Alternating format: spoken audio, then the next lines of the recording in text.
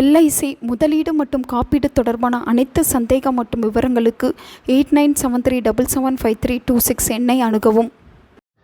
வறுமை இல்லாத வாழ்வு பெறவே அனைவரும் விரும்புகின்றோம். ஆனால் இன்றைய காலகட்டத்தில் நாம் எவ்வளவு சம்பாதித்தாலும் அது பற்றாக்குறையாகவே இருந்து வருகிறது. இந்த பற்றாக்குறையை போக்கி வறுமையை விரட்டி அடிக்கக்கூடிய சக்தி நம் வீட்டில் இருக்கும் பூஜை அறைக்கு உண்டு. இந்த அறையில் வியாழக்கிழமையில் நீங்கள் இதை செய்து வழிபட்டால் வறுமை வராது என்பது ஐதீகம். அது எந்த பொருள், எப்படி வைத்து வழிபட வேண்டும் என்பதை பற்றி தான் இந்த வீடியோவில் நாம் பார்க்க போகிறோம்.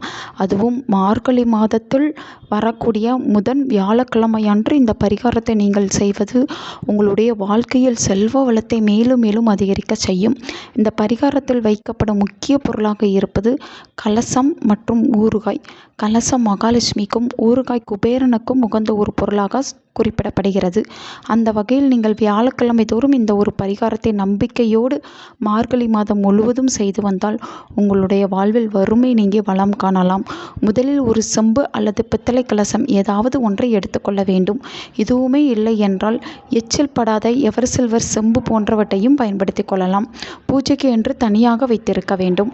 இந்த செம்பு கலசத்தில் நீங்கள் ஒரு கைப்பிடி அளவிற்கு கல்லுப்பை முதலில் போட்டுக்கொள்ள வேண்டும். இது மகாலட்சுமியின் அம்சமாக கருதப்படுவதால் இதை முதலில் சேர்க்கிறோம். இதன் பின்னர் ஒரு கைப்பிடி அளவிற்கு பச்சரிசியை சேர்க்க வேண்டும். பச்சரிசி எல்லா விதமான பூஜை பரிகாரங்களுக்கும் பயன்படுத்தப்படும் ஒரு முக்கிய பொருளாகும். பச்சரிசி இருக்கும் இடத்தில் வறுமை தாண்டவம் ஆடாது. இது மகாலட்சுமி மற்றும் அன்னபூரணியின் சொரூபமாக கருதப்படுகிறது.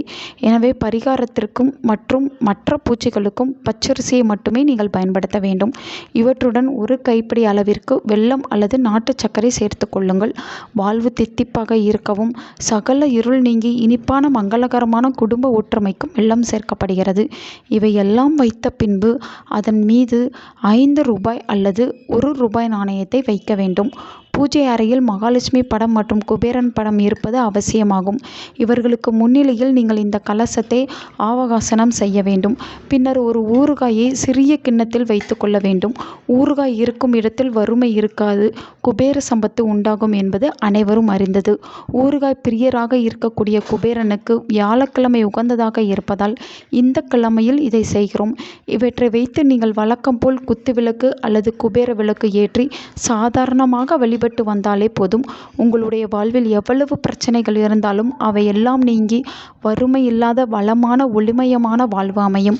ஒவ்வொரு வாரமும் மார்கழி மாதம் வியாழக்கிழமை இதை நீங்கள் செய்து வரும் பொழுது உங்களுடைய பொருளாதார முன்னேற்றம் சிறப்பாக இருப்பதை நீங்கள் காணலாம்.